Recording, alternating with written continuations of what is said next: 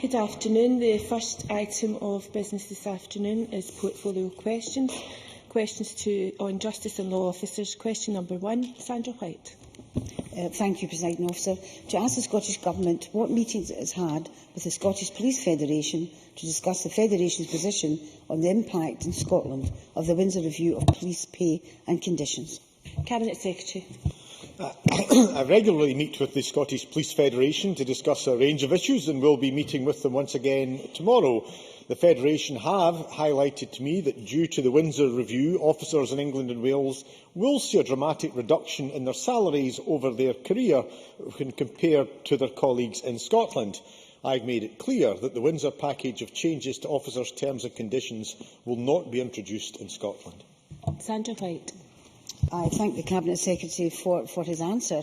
This afternoon, Cabinet Secretary, the Parliament is set to debate the Lib Dems motion on justice, and it's reassuring to see this Government support rather than degenerating our police force. Can the Cabinet Secretary outline what other measures the Scottish Government is taking to support Scotland's police service in keeping our communities safe? Cabinet Secretary. Well, we have chosen to recognise that reform is the way to ensure that we maintain police numbers that have delivered a 37-year low in recorded crime, at the same time as ensuring that we do not undermine or betray any trust in those who serve as part of the wider police family. We believe that police reform will protect police numbers and will protect the terms and conditions of those who do a difficult and sometimes very dangerous job. Question number 2, Dennis Robertson. Thank you, Presiding Officer. Can I begin by offering you an apology and yourself and to the Chamber, as I require to leave after my question for further engagement. Can I ask the Cabinet Secretary what discussions have taken place with the Police Force of Scotland with regarding policing in rural communities? Cabinet Secretary. The Police Service of Scotland has been built with local policing at its heart, and local delivery will be tailored to meet the needs of local people in all parts of Scotland, including rural communities. There will be a local policing plan for every local authority area in Scotland and a community plan for all of Scotland's 353 multi-member wards. These plans are based upon widespread discussions with local communities and their local elected members, who will play a key role in shaping local priorities and scrutinising local delivery. Dennis Robertson. I thank the Cabinet Secretary for his answer. In my own constituency of Aberdeenshire West, we have responsibility for policing for royal visits. Will this have an impact on the single police force? Cabinet Secretary. Well, obviously, the protection of the royal family is currently a matter for the Metropolitan Police Service, but the member does raise the appropriate matter that when they are at Balmoral, it is clearly Grampian Police who provide additional security there, as it would be with Lothian and Borders when it's here, or, for example, if they go to Castlemay, then it would have been Northern. I believe that the single service does offer an opportunity to ensure that forces do not have an undue burden, and there have been instances when Grampian has felt significant pressure because of matters such as events as Balmoral. Equally, it is also a situation that there will be savings in terms of efficiency, and that various officers will be able to move around with the royal family, perhaps rather than having to hand matters over. So I believe that locally they will continue to be well served and well protected by those officers who will now be part of the Police Service of Scotland, and that this, as I say, will be of benefit not simply to the royal family and their safety and security, but indeed to the communities who surround them and who have provided those officers. Supplementary, Jenny Mara. Thank you, Presiding Officer. Regarding the policing of rural communities, can the Cabinet Secretary give us an assurance that there will be no plans to close local police stations in rural communities? Cabinet Secretary. Well, I certainly have no plans, but it's not the responsibility or job of a Cabinet Secretary for Justice, myself, my predecessors or my successors. These are matters for the Scottish Police Service, and it's a matter that you should engage with Steve House or Vic Emery, who will be here tomorrow, courtesy of the convener of the Justice Committee. Question number 3, Richard Lyle. Thank you, Presiding Officer. To ask the Scottish Government what action it is taking to increase the number of hours that prisoners are engaged in purposeful activity. Kenny McCaskill. Well, always seeking to engage with prisoners and make sure that they are engaged in purposeful activity is an appropriate matter in terms of seeking to reform and rehabilitate, but I do support the view that Colin McConnell, the Chief Executive of the Scottish Prison Service, expressed when he gave evidence to the Justice Committee recently during its inquiry that measuring activity by hours alone does not provide the most effective evidence of achievement. The Scottish Prison Service is already looking at gathering information in a way that shows how purposeful activity is contributing to address the needs of individual offenders, to improve the life chances and help them desist from further offending, whatever that purposeful activity may be, whether work or indeed some greater support regarding addictions or indeed education. Richard Lyle. I thank the Cabinet Secretary for that answer. I know that the Justice Committee are looking at this. In a press report in the Daily Express on the 4th of March, headline, "Lazy cons spend 90% of time doing nothing." Can the Cabinet Secretary tell me what help is being given to prisoners to access educational courses within prisons, and what courses are there on offer, and what information is held re prisoners' pass rates? Cabinet Secretary. All convicted prisoners attend the National Induction Programme and receive information on how to access education services and the courses and qualifications available to them. A range of courses are available, such as, for example, literacy, numeracy, information technology, art, life skills and indeed money management, as well as access to the Open University. These may lead to a number of national qualifications under the Scottish Credit and Qualifications Framework and other bodies. And during the last academic year, ending 31st July 2012, prisoners obtained 4,081 SQA qualifications and almost 1,300 other qualifications. The Prison Service do what they can to work with individuals. Obviously, some of these matters do require the individuals to show willing, but certainly in my experience, those that do show willing are indeed, as they provided, with an opportunity to improve themselves. Lewis MacDonald. The Secretary will recall that he replied to some written questions I tabled on this matter last month, and he will know that the average hours per week that are spent on purposeful activity, including physical education and all other purposeful activities, are as low as 16 hours a week at Polmont and 18 hours per week at Canochel, compared with 29 hours at Kilmarnock, 27 hours at Low Moss. Does he have a number of hours per week in mind as an appropriate number of hours of purposeful activity, either for young offenders or for adult prisoners? Cabinet Secretary. No, I think the member raises a valid point that there are significant differences, as member will know, within the prison estate. I think these matters are for the Prison Service, in particular for prison governors, to decide what is appropriate, because clearly the needs and wants of a young offender at Polmont are different from the needs and wants of a female offender, whether at Cornton Vale or indeed those serving longer sentences. So I think the member makes an appropriate point that there is clear divergence there. I think what we need to do is to allow the Chief Executive to carry out his research, to look at what has come out and will come out of the investigation by the committee that we very much welcome, to make sure that we look at what is good practice, to make sure that good practice that can be shared across the state, irrespective of the category of prisoners, is dealt with, but equally allow governors to be able to tailor it for the particular individual who may face a matter that would be dealt differently were it in a different institution. Thank you. Briefly, Margaret Mitchell. Presiding Officer, will the Cabinet Secretary confirm that many of the courses that he listed are simply not available or even an offer to prisoners on short-term sentences who would otherwise take advantage of them? Cabinet Secretary. Well, of course we would fully recognise that. I think the Prison Service do face challenges with individuals, so that's why one of the difficulties faced with purposeful activities is indeed the requirement to make sure we work out what the needs and issues facing an individual are. It is, as the member will know, an argument that the Scottish Prison Service put forward against short sentences, because the period of time it takes to work out what somebody's individual problems are, what their difficulties are, is a significant period of time, frequently longer than the period that they may be incarcerated for. Question number 4, Anne McTaggart.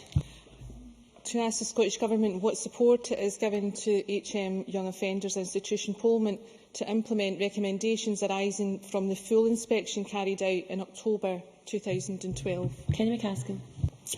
HMI Inspector of Prisons inspection report on Polmont referred to a number of positive aspects, such as the modern facilities in good conditions, no overcrowding and the good relations between staff and young offenders. However, the report also identified a number of areas for improvement. The Scottish Prison Service has responded positively to these concerns, and whilst recognising the challenges, the Chief Executive has already made clear his intention to drive forward action needed to respond to the report's recommendations, in particular to fully engage young offenders in custody in order to maximise their potential for positive change. The SPS has already developed an action plan to support the SPS's objective of encouraging and supporting young offenders to develop life skills, improve education and learning, and particularly to develop skills that will improve their employment prospects, reflecting the HMCIP's recommendations. Anne McTaggart. Thank you. How does the Scottish Government plan to address the fact that currently only 45% of young offenders at Polmont access education programmes? Do they share my view that greater participation in these programmes, smaller class sizes and increased opportunities to participate in learning during evenings and weekends are imperative if we hope to reduce reoffending rates and encourage rehabilitation of young offenders back into our communities? Cabinet Secretary. Yes, I do. I think the member makes a valid point. I know it's a point that is taken on board and being viewed very seriously by Colin McConnell, the Chief Executive. It's a matter he's working with Bill Maxwell, former Inspector of Education, to see what can be done tailored. I think, to the credit of the SPS, they do what they can at the moment, but they have to do more, and that's correctly pointed out by Brigadier Munro. We are dealing with a variety of ages and indeed a great deal of difference in the nature of education and indeed challenges. That said, more can be done, and I'll be happy to keep the member appraised of progress, which is a priority for the Scottish Prison Service. Briefly, please, Christine Graham. Thank you, Deputy Presiding Officer. In the context of Polmont and reducing reoffending, on the 26th of February, the Cabinet Secretary referred to a first national directory of services to catalogue for governors and community practitioners what is provided both in and out of prison. Can he advise how that's progressing, please? Cabinet Secretary. That is work ongoing. It's being taken forward as part of the Through Care and Service project in the second phase of the Reducing Reoffending project. They will have completed an initial audit by August 2013, which will establish how the directory is being used and by whom, and what the directory tells us about the availability of services. I'm happy to keep the member appraised, as I indeed said to Anne McTaggart, but work is ongoing. Obviously, we'd prefer it to be sooner, but at least August 2013 shows that things are moving, I think, with some alacrity to make sure that we have a basis that people can refer to what is available, who can get it, and indeed then perhaps consider why it shouldn't be spread elsewhere. Question number 5, Neil Findlay. To ask the Scottish Government what the annual cost is of cancelled court cases. Rosanna Cunningham. Thank you. Court never cancels a case as such, but cases may not proceed for a variety of reasons. No statistics are held by the Scottish Government or the Scottish Court Service on the cost of court cases which do not proceed. In fact, we cannot know the costs of non-government parties or of agents, though we recognise that cases not proceeding can cause inconvenience to victims and witnesses, as well as financial cost. There is no cost bearing directly on the Scottish Court Service itself as a consequence of court business not proceeding. This is because it recognises the inherent unpredictability of court business and organises its business accordingly. Neil Findlay. I've been approached by constituents who have attended court either as jurors or witnesses, taking days off work to do so, only to be sent home for one reason or another. And I find it astonishing that the Scottish Government doesn't know how much all of this costs. Can the Minister confirm that according to the advice I have, that there are 100,000 such cases over the last 5 years? Minister. Explain to the member why it is almost impossible to come to a global figure on costs to cover both civil and criminal cases, since, for example, the reasons for not proceeding are so many and various that to assign, if you like, blame for the cost would be extraordinarily difficult, and it would be almost impossible to assess unless one was to look at it on an individual case-by-case basis, which would be inordinately expensive to do, because fees and other ongoing expenses vary from one case to the next. We are concerned, and there are a number of things that this government is doing to try and ensure that things change. On the civil side, we're consulting on a draft Courts Reform Scotland bill to try and ensure that cases are heard at an appropriate level in the civil court hierarchy, which would certainly make litigation in Scotland cheaper and quicker. We want to look at changes in respect of sheriff and jury procedure, and I think the member specifically talked about that, arising out of recommendations by Sheriff Principal Bowen, which will be implemented through a forthcoming criminal justice bill. We are conscious of the problem. We are trying to do what we can to make things a great deal easier. But what the member is asking for is literally going to cost far more, I suspect, than actually the figure that he's going to that we would get to. Question number 6, Colin Beattie. To ask the Scottish Government what steps it will take to improve the quality and consistency of sentencing and enhance the availability of prisoner rehabilitation programmes. Kenny McCaskill. At the heart of our approach to sentencing policy is the commitment to maintain the independence of Scotland's judiciary in reaching sentencing decisions relevant to each case. With that context, we are discussing with the Lord President arrangements for establishing, before the end of this Parliament, a Scottish Sentencing Council. Once it is established, the Council may wish to consider issues relating to the quality and consistency of sentencing. Once someone receives a custodial sentence from our courts, the Scottish Prison Service will work with prisoners to address their individual risks and needs. This includes seeking to promote changes in a prisoner's attitude, thinking and behaviour that has given rise to their offending in the first place, so as to reduce the chances of an offender committing further crimes in the future. Colin Beattie.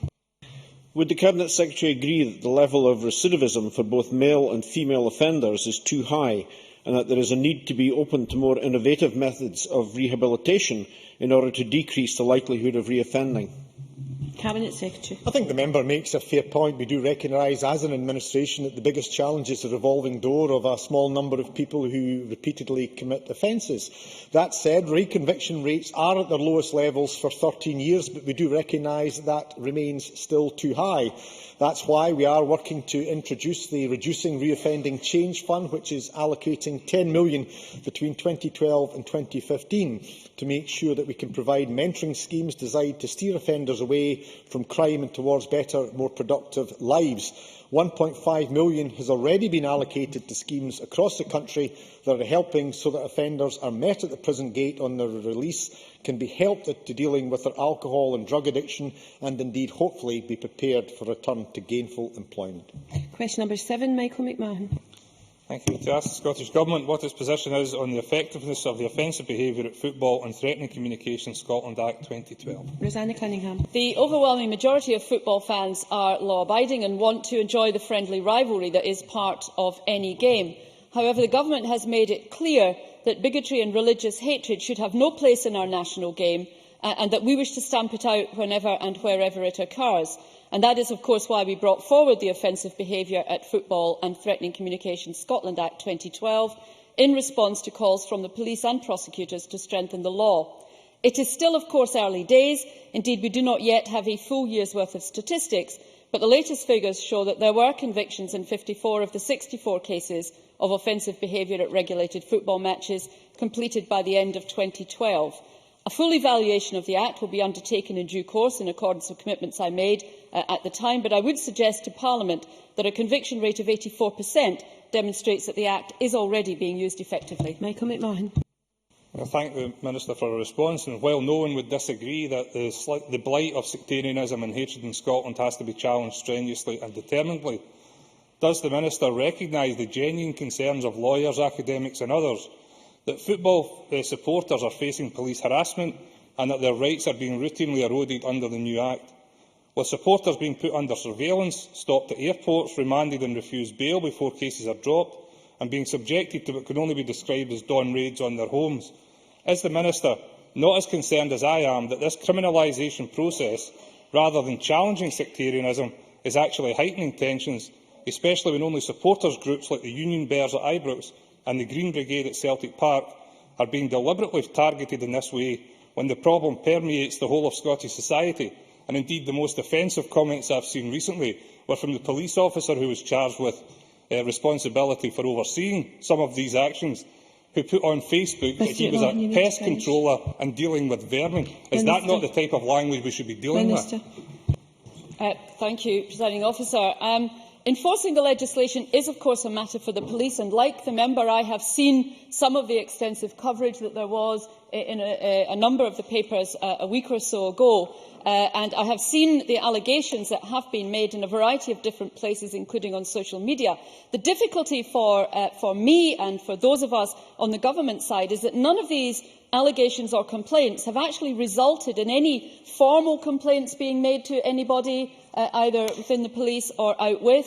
No human rights points have been taken by any of the lawyers concerned, and I haven't actually noticed that the Scottish legal profession have been backward in coming forward when it comes to human rights issues, so I'm sure if they felt there was a human rights issue that they would want to take that point. In my view, what is happening is an understandable feeling that people are being policed more vigorously, but in a sense that's exactly what we were wanting to do to ensure that the scourge of sectarianism was driven out of our national game. I'm afraid I now have to move on to the next questions, which are on rural affairs and the environment. Question number 1, Stuart Stevenson. To ask the Scottish Government what efforts it is making to support the campaign to encourage consumers to buy local when it comes to meat and poultry. Cabinet Secretary Richard Lockhead. In order to build upon the recent upsurge in consumer demand for locally sourced meat, which has seen over 90% of butcher shops record increased sales, the Scottish Government has provided an additional £1 million to Quality Meat Scotland, which will fund a number of promotional activities to further strengthen the visibility and provenance that underpins the Scotch label. And I urge retailers and every outlet that serves food to buy local, and I urge consumers to buy and eat local. Stuart Stevenson. Can I very much welcome the additional money to Quality Meat Scotland? Can I ask the Cabinet Secretary to agree with me that efforts to buy local not only support local businesses, agriculture and the economy, but also cut the carbon footprint of eating at our own dinner tables, but also that buying Scotland's world-renowned locally and responsibly sourced beef, poultry and seafood is a natural solution for dealing with mislabelled food? Cabinet Secretary. Yes, of course, I agree with those sentiments, and buying good quality produce from your local shops certainly is a shorter supply chain with full traceability in the case of meat at your local butchers, and that can only be a good thing for a number of reasons. And indeed, of course, it involves less food miles, and of course Scotch beef has a lower carbon footprint than beef from a number of other countries throughout the world, so there's a number of win-wins there, and I urge people to buy local and our retailers to source local. Alex Ferguson. Presiding Officer, I wonder if the Cabinet Secretary would acknowledge the effectiveness of Dumfries and Galloway's Savour the Flavours initiative and agree with me that that organisation provides a very good example of how a local food-related network can operate. And could he also give us an update to Parliament? Could he give an update to Parliament on the progress of the Think Local initiative, which he announced last October, but from which not an awful lot has been heard since? Cabinet Secretary. Thank you. I very much commend the work carried out by Savour the Flavours in Dumfries and Galloway, and of course I very much support people locally being able to sample and enjoy their local larder, which are promoted by such local food networks, and of course the benefits for local tourism as well. And to help promote these kind of initiatives throughout Scotland, Think Local will be launched this summer. Of course, I announced late last year, last autumn, a number of initiatives, of which that is one, to help promote this agenda throughout 2013 and certainly the run-up to the major events in 2014. Question number 2, Lewis MacDonald. To ask the Scottish Government which Minister has portfolio responsibility for the Rural Payments and Inspections Division. Paul Wheelhouse. Some of the functions of the Scottish Government's Rural Payments and Inspections Division are the direct responsibility of Mr Lockhead as Cabinet Secretary for Rural Affairs and Environment. Other functions are my responsibility as Minister for Environment and Climate Change, including the management of Scottish Ministers' estates and divisional functions which contribute to the delivery of our climate change targets. Lewis MacDonald. For the management of the states, can he then tell us, in relation to sporting rights on Raasay, when the decision was made to put that lease out to tender, when the decision was made to issue the notice to quit to Raasay Crofters Association, which was issued in November 2011, and how and when ministers were made aware of each of those two decisions? Minister. There's a number of questions there. The first one is in relation to effectively the lease. The lease was a 50-year lease which changed hands in about 1995 to the Raasay Crofters Association. It was always therefore known that the lease would end around about November 2012, and the notice to quit was served in line with the expectations in that lease.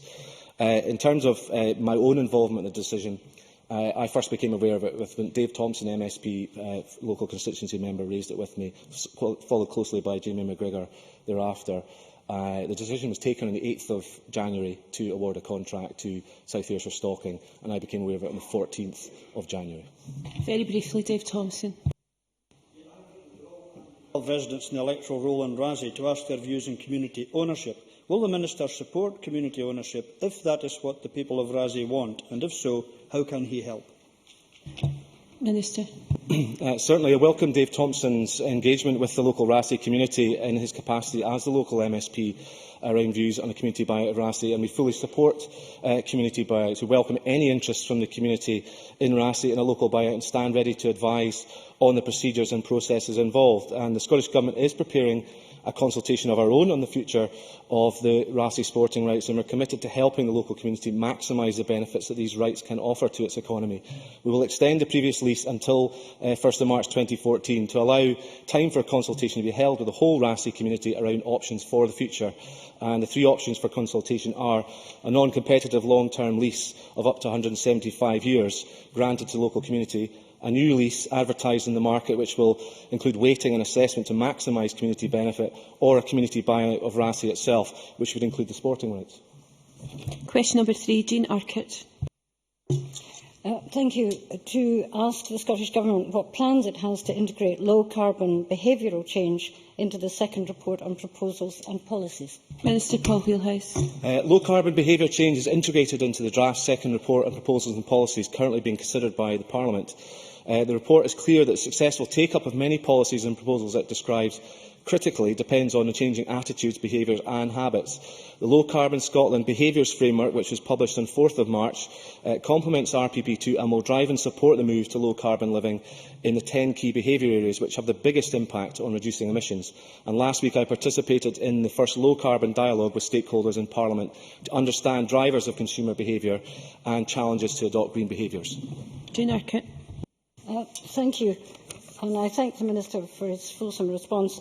But I'd like to ask whether the Minister and other ministers will consider how the good principles within the behaviour change framework will be taken forward in the development of actual proposals and policies within the RPP. Minister. Well, the member raises a very good point, and one of the things we are keen to do is to implement the ISM model. It's the individual, social and material model through a series of workshops involving government staff to try and roll out those messages to ensure that those behavioural factors are incorporated into thinking about future proposals and policies. And certainly we will then thereafter develop that and taking on board the opportunity to roll out those workshops to other stakeholders as well to make sure they are familiar with the approach we're taking. Very briefly, Claudia Beamish. Thank you, Presiding Officer. Could I ask the Minister specifically what support there will be within the RPP for behaviour change related to low-income families and challenged communities? Minister. Well, I think that just relates to the very point I was making to Jean Urquhart, actually, in terms of the individual social and material tool that we're developing. That is about understanding how behaviour is contextualised and understanding that not everybody is in a position to be able to undertake all of the 10 behaviours, but we can all make a contribution of some form or another. So we need to take into account issues such as income, such as geography, the available resources for things like public transport, so we can understand what is possible at a local level. And I certainly give the member an undertaking that as an important aspect of our work going forward. Again, briefly, Aileen MacLeod. Thank you, Presiding Officer. The Minister will welcome, as I do, the praise this week from the UK Committee on Climate Change on the progress Scotland is making in reaching its climate change emission reduction targets. So what is the Minister doing, therefore, to encourage the EU to move to a 30% target? Minister. Certainly, I do recognise, the Scottish Government recognises the position and has always taken the view that the EU must increase its level of ambition for emissions reduction and will continue lobbying to influence that decision. Whenever the opportunity has presented itself to me in speeches, bilaterals, and Doha is a good example, we have stressed measures we are taking to develop a low-carbon economy in Scotland and have presented the moral and economic case for other countries to raise their ambition too. Question number 4, Neil Bibby. To ask the Scottish Government further to the recent announcement of a school Meals Sourcing Summit, when the Cabinet Secretary for Rural Affairs and the Environment will meet local authorities to discuss the sourcing and standard of food in schools? Cabinet Secretary. Last Wednesday, the Cabinet Secretary for Education and Lifelong Learning, the Minister for Local Government Planning and myself met with representatives from COSLA, the Association of Directors of Education Scotland, North Lanarkshire Council, Renfrewshire Council, Scotland Excel and the National Parent Forum of Scotland to discuss local authority food and drink procurement and school meals.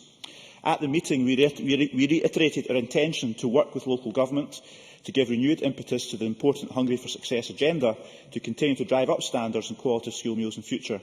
I am delighted that the initiative is being refreshed and a working group called Still Hungry for Success is having its first meeting tomorrow to discuss taking this work forward. Neil Bibby. I thank the Cabinet Secretary for that answer. The Cabinet Secretary and Stan was asked on a number of occasions during yesterday's debate to clarify the Government's position on the traceability of school meals and failed to do so. So could I ask the Cabinet Secretary to take this opportunity to tell us what specific actions the Scottish Government is taking to improve transparency and traceability of school meals in light of the recent food scandal? Cabinet Secretary. Thanks. As has been explained to the Chamber on numerous occasions, there are built into the procurement process traceability requirements. And I should point out that Labour's Councillor David O'Neill of North Ayrshire said, who is President of COSLA, of course, Scotland's councils are committed to excellence in all their services, including the standard of food served to those within their care. And can I just say, I'm very disappointed I've not heard one positive comment from the Labour benches that I can recall in the last few weeks about the enormous progress that's been made in the quality of school meals over the past decade or so. I think that provides a real disservice to many good people that work in our catering services in schools, and including all those who have helped that progress come along. But there are, of course, lessons to learn, and that's why Still Hungry for Success is meeting tomorrow. I really wish we could just hear some warm words of welcome for that from the Labour benches, because many of the Labour councils are doing a good job, and I think it doesn't do them any service that the Labour colleagues in this Parliament keep talking them down. Question number 5, Margaret McCulloch. Can I ask for brevity in questions and answers, please? To ask the Scottish Government whether the second report and proposals and policies will contain marine issues that were not previously included. Cabinet Secretary. Sorry, Paul Wheelhouse. Thank you, Presiding Officer. As required by the Climate Change Scotland Act 2009, the draft second report and proposal and policies is currently subject to parliamentary consideration. We will consider further amendments for inclusion in the final document that arise during this process, and I am aware that the subject of blue carbon has been raised at the committee stage of the consultation, and we are examining how best to include these opportunities, recognising the science underlining the subject is relatively new, and we will seek to improve our understanding of its potential as the evidence base develops. Margaret McCulloch. I thank the Minister for that answer. And would the Scottish Government outline the steps being taken through research and data collection on which to base a sound proposal for blue carbon, which I understand could match the contributions of peatlands in tackling climate change? And what timescales can be attached to any proposals that come forward? Paul Wheelhouse.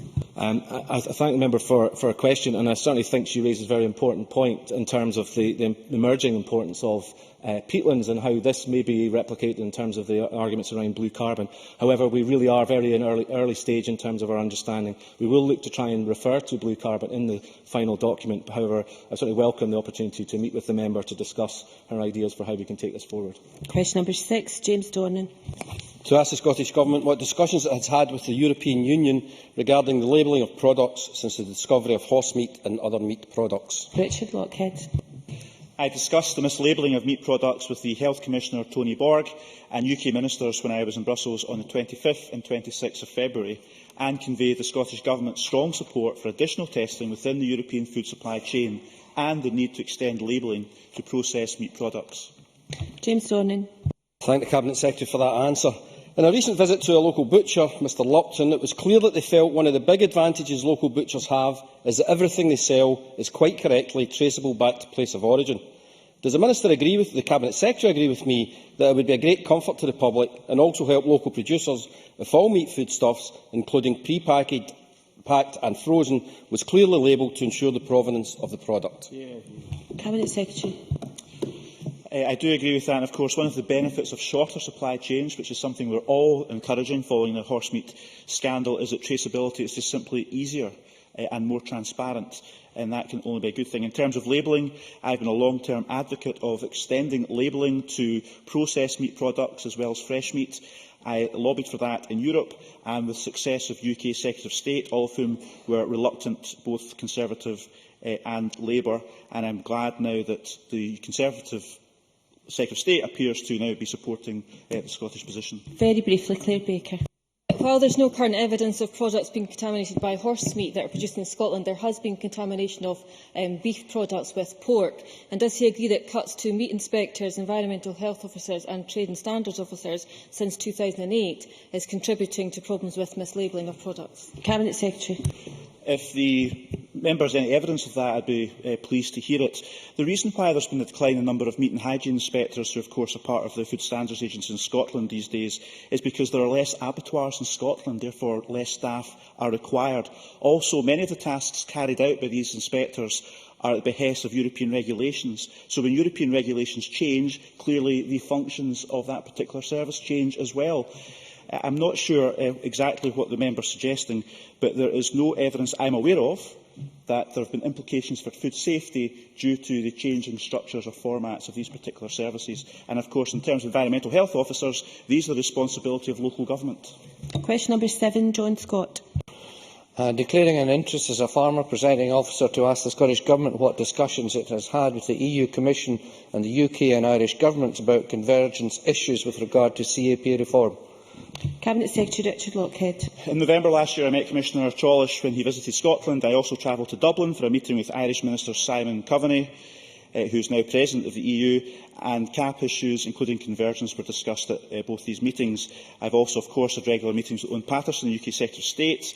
In all these meetings, I stress how important it is that Scotland gets a fairer share of the UK's CAP budget, and I would encourage Mr Scott to use any influence he has with his colleagues at Westminster to help deliver that, because there is no sign as yet of the UK Government being sympathetic to Scotland's needs. John Scott. The European Union agreement on the budget has set a commitment to achieve a more equitable distribution of funding between Member States by ensuring that all Member States will receive at least €196 per hectare by 2020. Scotland, as the Cabinet Secretary knows, has one of the lowest rates of direct payment per hectare across Europe and the lowest rate within the UK. So is the Cabinet Secretary seeking a commitment from the UK Government to achieve internal convergence and ensure that all the regions of the UK receive at least €196 per hectare when we make the move from historic direct payments to area-based payments in due course? Cabinet Secretary. Well, of course, I think the best way to address this issue, which I know the members interested in, is for Scotland to become an independent member state of Europe. If we were independent at the current time, under the current formula that has just been agreed as part of the budget deal in Europe, we would qualify through our very low share of direct payments for an extra €304.5 million by 2020. As it stands, because we are part of the UK, we stand to lose hundreds of millions of pounds for Scotland's rural communities between now and 2020, unless we become independent and have the ability to negotiate for ourselves and not let others do it for us, because clearly they don't. Question number 8, Colin Keir. Thank you. To ask the Scottish Government whether it will provide an update on the suggestion that the Scottish Environment Protection Agency may remove the Ferrifar and Dowie's mill weirs on the River Amond. Paul Wheelhouse. SEPA and the Rivers and Fisheries Trust of Scotland are working with the owners of these weirs to determine the most suitable option for improving fish passage. However, ultimately, responsibility for the decision on how fish passage is improved rests with the owners of the weirs. Colin Keir. For his answer, could I ask him, given the strength of feeling locally, any decision on the future of the old weirs on the River Amond be subject to full consultation of local people and stakeholder groups before any work is actioned? Paul Wheelhouse. Well, indeed, I certainly know the weirs Mr Keir mentions himself. They featured, very sadly in my case, a very average geography higher dissertation. And I'm someone who grew up in the area. I'm very aware of the significance as local landmarks for the community. SEPA has engaged actively with local community groups on this matter and will continue to do so to ensure the community's views are understood. However, ultimately, as I say, the final decision on the future of the old weirs on the Amond lies with the landowner.